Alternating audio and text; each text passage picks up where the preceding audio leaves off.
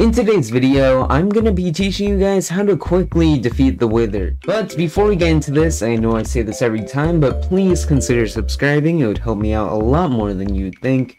And yeah, let's get into it. Now, the Wither is probably one of the strongest mobs in Minecraft, and there's a reason why most people actually get killed by it a lot. Now I'm here to show you some strategies and items you can actually use to defeat the Wither as quick as possible. But the generic stuff you're gonna need is, of course, 3 Wither Skulls, 4 pieces of soul sand.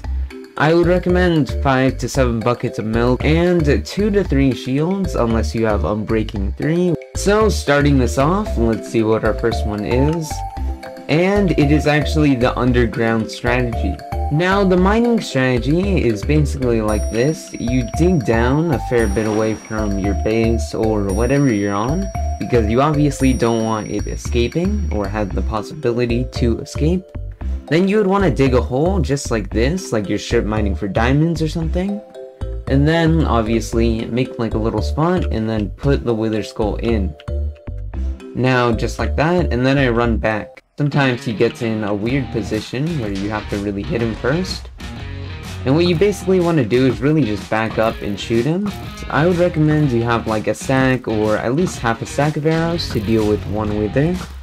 And as you can see, now we cannot shoot any more arrows at him. So you want to get up close, block, hit, and then block.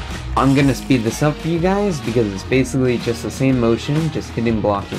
I'll put a total time up on screen once I'm done.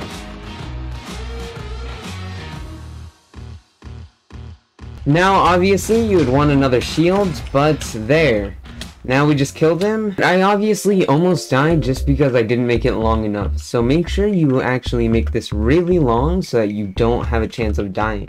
Now going on to the next one, which is actually the Firework Crossbow. Now this one is really effective because you can actually keep on shooting the Wither through both of its phases. Whether it deflects arrows or not, this will still hit.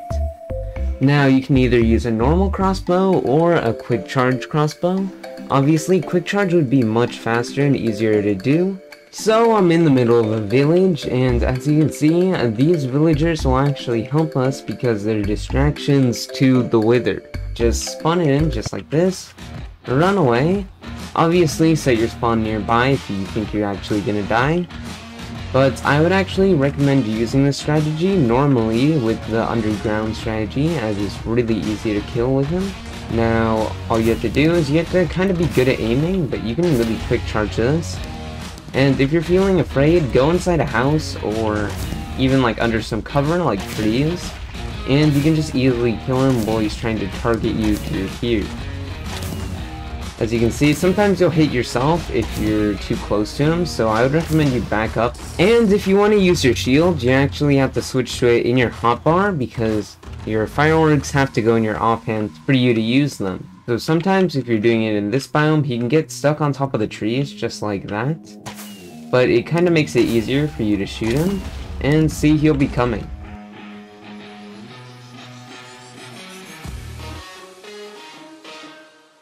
Also, if you're having trouble finding the Wither, you can obviously turn hitboxes on by pressing F3 and B. That's what I did, and as you can see his hitbox, and it makes it kind of easier for you to shoot him because you know where to aim. So obviously you just do something like this. And as you can see, we beat him. So if you're going to be fighting him with only the crossbow and you're doing this on land, I would recommend more than 64 of those extreme rockets. But though after that one, now our next one is the end strategy.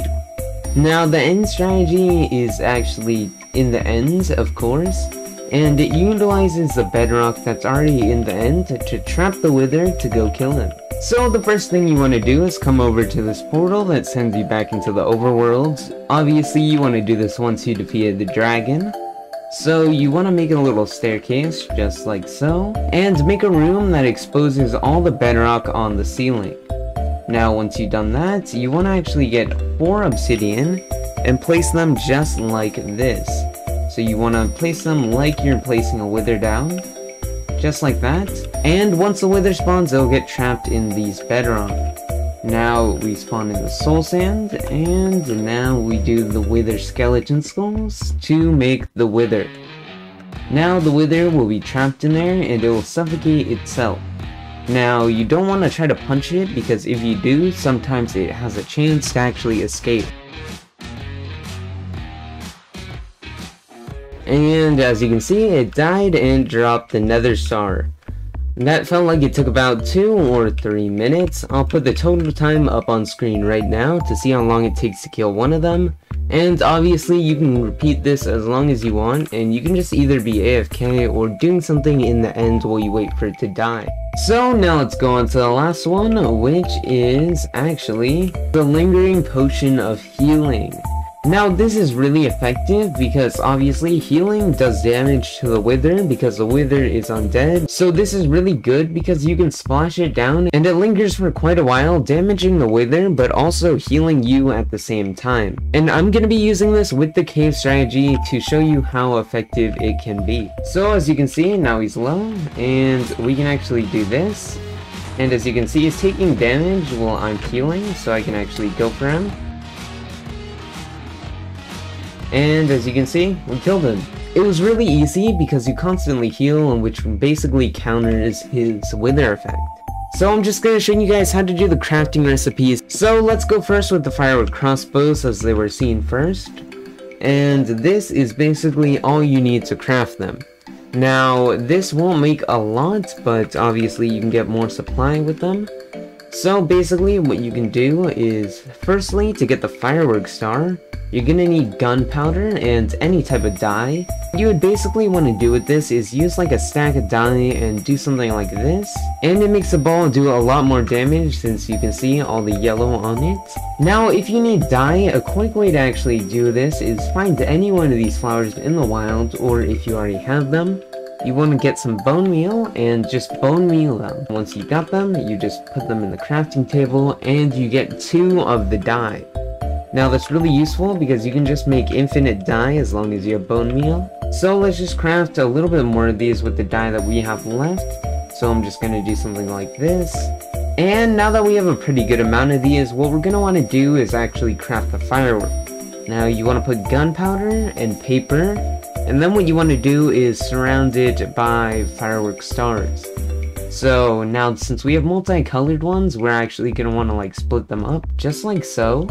We're probably only going to make like 3 of these, just because we kind of focused on getting multicolors. So as you can see, we grab one of these. So you want something like this that's really strong. Obviously you would want more. So you're going to want to fill the crafting table up with them, just like we did. So you're going to want at least like 7 of them, and then you'll be good. So let me shoot out these fireworks. As you can see, now we have these fireworks, and we died. So I would recommend trying to get the multicolored ones as they do a lot of damage, and you would obviously want to fill the crafting table up with them. Now for our next one, which is the lingering potions of healing. These are actually just made by all these items. So let's go to the brewing stand. So to brew this, all you're going to need to do is place the blaze powder in. Then you're going to place the water bottle, and then place the nether wart. Now that you have the awkward potion, what you're going to want to do is add the glistening melon. After you have the base healing, what you're going to want to do is add glowstone dust. Now I actually forgot this, but you're going to need gunpowder as well. So just add that in to make it a splash potion. And now you have the dragon's breath potion. Now some people don't know this, but to get the dragon's breath potion, you're going to need to actually go to the end. While the ender dragon is alive, you can respawn him too if you already killed him. You're going to want to get a glass bottle, and you're going to want to click on his dragon's breath and that he spits out, the purple one, to collect the dragon's breath potion. But now we finally made the lingering potion of healing, and as you can see, it works really well. I really hope you enjoyed. So yeah, that's the end of this video. I hope you guys enjoyed, and I'll see you guys next time.